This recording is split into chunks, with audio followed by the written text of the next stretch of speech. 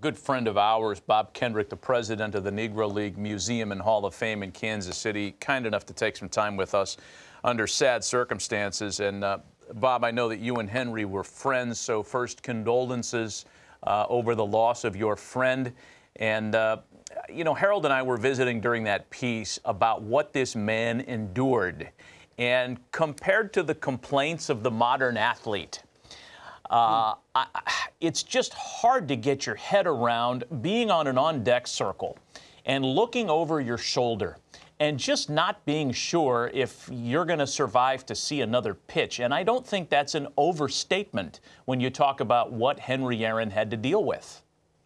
No, it is absolutely, Matt, not an overstatement. And I don't know if it's possible for any of us to relate to what that must have been like.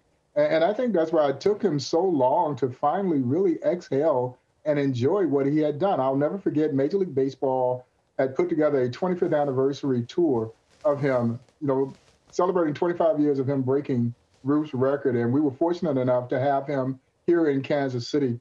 And we had an epic conversation with Henry Aaron, my good friends Jason Whitlock and Joe Posnanski. And he talked about that ordeal. And it literally took him, fellas, 25 years before he could exhale and kind of reflect on what he had accomplished, because he was getting the death threats. You know, he didn't know if he's going to make it around the bases. You know, your family is in hiding, you know, and so it is difficult for any of us to relate, yet he handled it with such grace, class, and dignity. Well, and to bring that point home, Bob, first of all, thanks for joining us, Bob. You know, you think about it, he'd seen 2 Kennedys assassinated. He saw Dr. King. He saw Malcolm X. So he knew what was going on at that time. So when somebody's threatening, I'm going to shoot you, he really knew the depth of that. Yeah, no, you're not just blowing this off. This is real. You know, he had witnessed these other iconic figures that you mentioned, Harold, fall that same fate, you know? And so this is very real, and yet somehow or another, and Harold, I know you know this, you played this game for so long. You know how difficult this game is to play under the best of circumstances. And here he is now at that point in time. We're talking 27 years removed from Jackie Robinson's breaking of the color barrier. And he's getting the same level of hate and vitriol that welcomed Jackie Robinson into the major leagues. And you guys brought it out so beautifully in that piece that led into my segment here.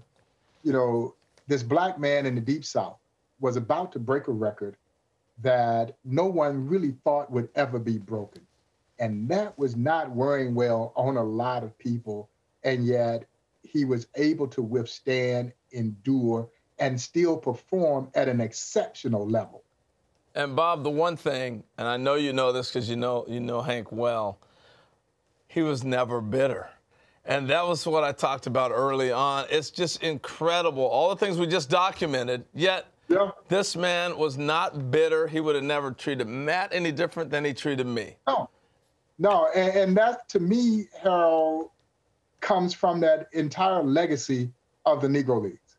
You know, Henry Aaron starts his career in the Negro Leagues with the Indianapolis Clowns.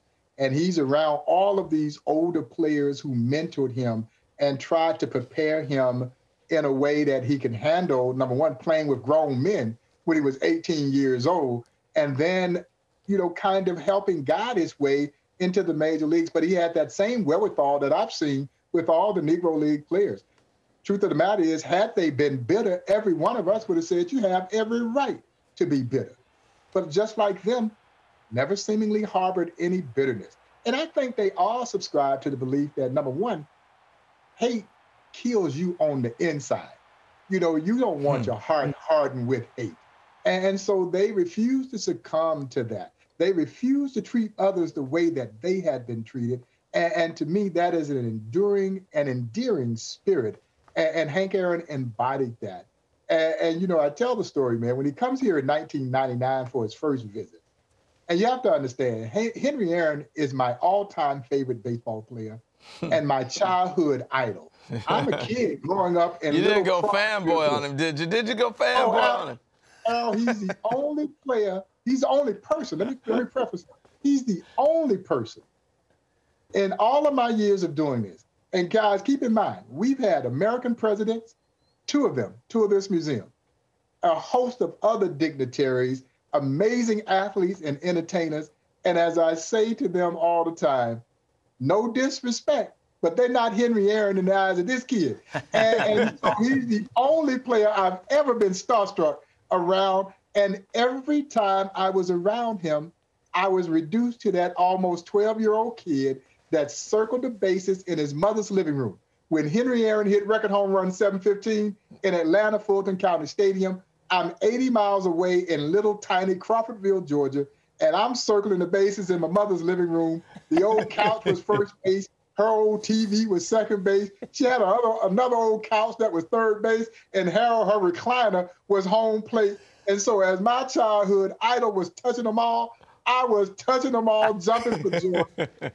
And every time I was around him, I became that almost 12-year-old kid again. So this one hit home for me. It really did. He was royalty, man. Hey, Bob, another aspect of Hank Aaron's personality that I find fascinating and wonderful is how easily he reconciled the differences between the modern game and his time.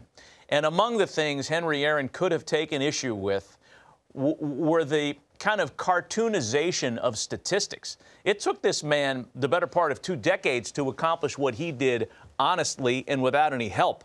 He had to know in his heart of hearts there were people chasing his accomplishments with a little less authenticity.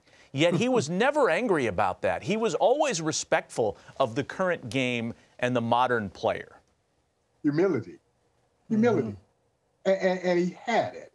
And so no, he reminded me of Buck O'Neil. He was never going to say a disparaging word about anybody. It just wasn't in him. When you have that level of innateness that people like Henry Aaron and Buck O'Neil, these kinds of individuals who endured tremendous hardships. I saw it in Ernie Banks and I saw it in Monty Irvin. When you have that level of innateness, you don't allow whatever it is in and around you, swirling around you, to allow you to reduce yourself to a point where you will say these disparaging things to make yourself appear to be better. Henry Aaron didn't need to do it. We all knew how great Henry Aaron was, and we still all know how great Henry Aaron is to this very day. And as I tell people all the time, in a game of numbers, no one's numbers are better than Henry Aaron. And yet he is as much a civil rights icon as anyone. Bob, last thing before we let you go, we got Willie Horton coming up next, talk about his relationship with Hank and all what he meant to him. Last thing I want to ask you, though, is what will be your lasting thoughts of Hank when you look back and you think about Hank Aaron? I will. I'll think about the pride, the class, the dignity, the humility, all of those things. I'll reflect on our last opportunity together back in 2015 when we were celebrating the 25th anniversary of the Negro Leagues Baseball Museum.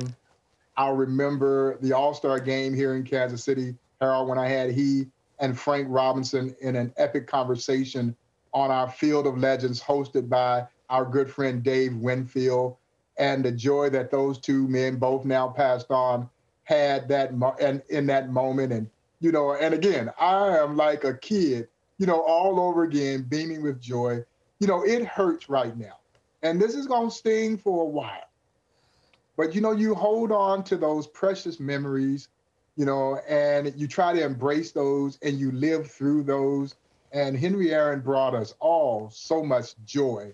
And I think that's what we'll have to kind of cling to, particularly all of those who were fans of his. Well said. Bob, we appreciate you being with us. You always have some wisdom to shine on moments like this. And again, our condolences for the loss of your friend on a personal level and a great in the world gone as of today. So, Bob, thanks for the call, and we'll be in touch with you under happier circumstances soon. All right, guys, you're welcome. Looking forward to it so much. Thank you, guys. Great job on this. I know how challenging it is for you all as well. Yeah.